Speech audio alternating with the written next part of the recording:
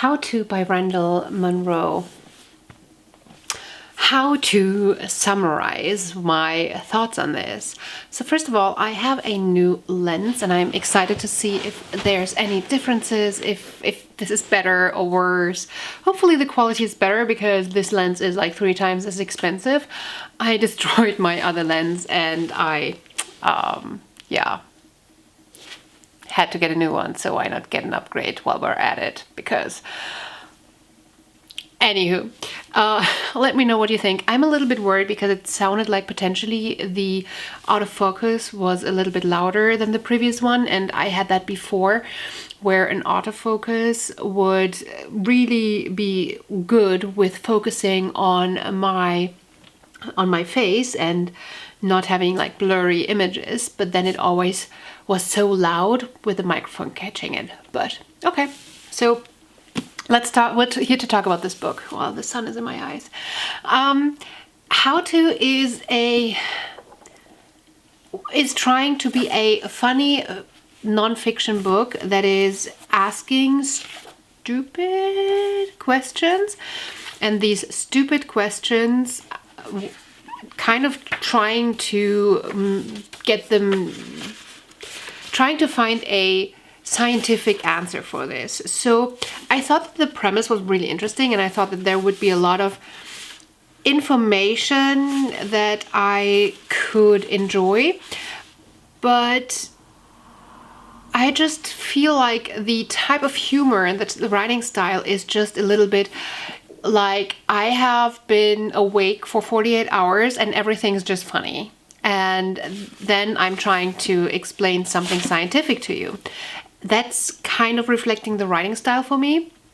And it just feels like this could be super funny when I am drunk, or I don't know. There's a few interesting points in this, but it's just too...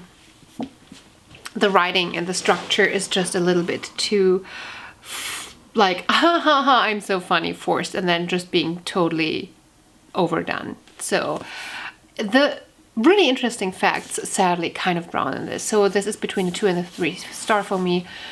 I'm probably gonna give it the benefit of the doubt at this point. I'm gonna give it 3 star, although I don't know if it really deserves it, but okay. I have a similar problem with Wings of Shadow. I loved this series up to this point so much, and I'm thinking that I'm going to need to give it another proper try, and I'm probably not gonna give it a rating at this point. I felt disconnected from the different characters, but I feel like that this disconnection is because of me and not because of how they're written. I wasn't able to really follow and engage in all these dramatic ups and downs, and I read it and I'm like, I should feel something right now, but for some reason I don't. And I think that there could be 2 reasons for this. One, I think that potentially I've had too much time between reading the second book and now the third book, and I might need to do it in one, like read a book a month, which I'm going to have a chance to, because this is my book and I'm sending it out as a traveling book. So it will come back to me in a couple of years with full of comments, hopefully. And this is a very different reading experience at that point. I also have number 1 and number 2 traveling, and I think that I want to reread this once they all come back to me, and 1 a month. So I should be able to give this much more of a realistic review. At this point, I think that I was missing bits and pieces to fully know the characters the way that I should. And on top of that, I felt a little bit off in a reading slump because other things in my life are taking priority and that I'm excited about, and really diving into this big book. It's so weird to say that when I'm at the same time reading Elantris and I'm reading Oathbringer and I'm loving these, but I didn't have this disconnect depth to the characters and not that missing plot information like I have in this one. And I think that that is the main reason why I'm struggling. I'm not gonna rate this for now. I think that this is objectively probably going to become a 5-star, but I can't right now. A Deadly Education. So I ended up giving it 4 out of 5 stars. I think that one thing that contributed to me giving it 4 out of 5 stars is that it did not end up being extremely romancy.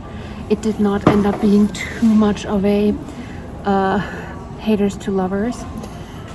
It's a lot about friendship.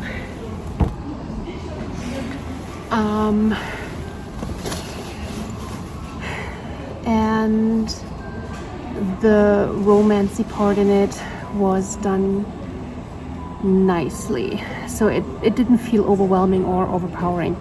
So that was nice. A lot of the storyline and how it was about friendship really, I don't know, really spoke to me. I liked how it was done. I liked the writing. Just a lot of things that I really enjoyed about it.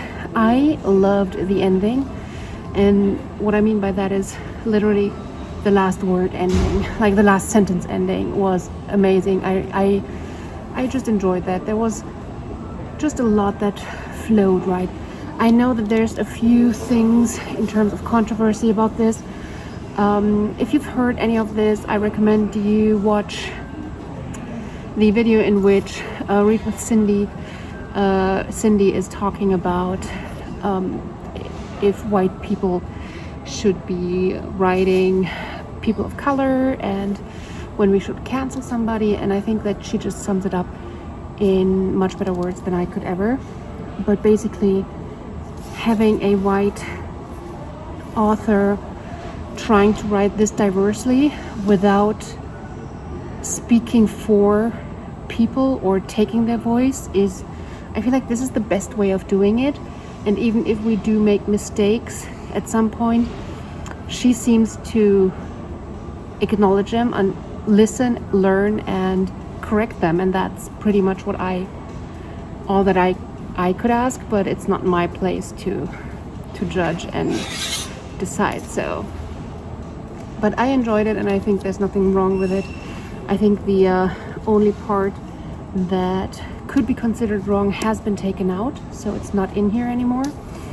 So yeah, I really enjoyed it. I enjoyed the friendship. I enjoyed the diversity aspect of it, the way that it was done. I know that some people are talking about it being whitewashed, but I think it's the perfect way. Watch Cindy's video. She explains it perfectly. Elantris, I finally did it. I finally read this bad boy and I loved it. I loved it so much more than I thought I would. I knew that I probably would like the writing style. I knew that I probably would like the atmosphere and the character work. I did not know that this is exactly what I needed. It was the right book at the right time. I enjoyed all the characters. I enjoyed how they intertwined, and I loved the amount of political intrigue without getting too complex, so that you can still read it casually, but being interesting enough. It felt like it wasn't really like a big chess game of intrigue, but it was more of like subtle manipulation here and there and being played. And for the reader, it always was very, very obvious what the steps were.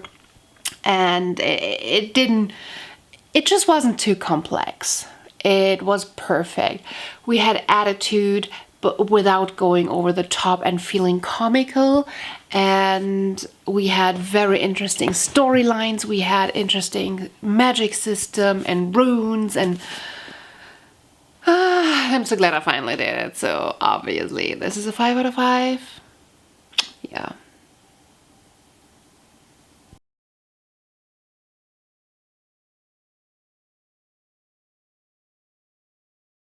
And then I also finished Sternenscherben, and this one unfortunately was more of a disappointment.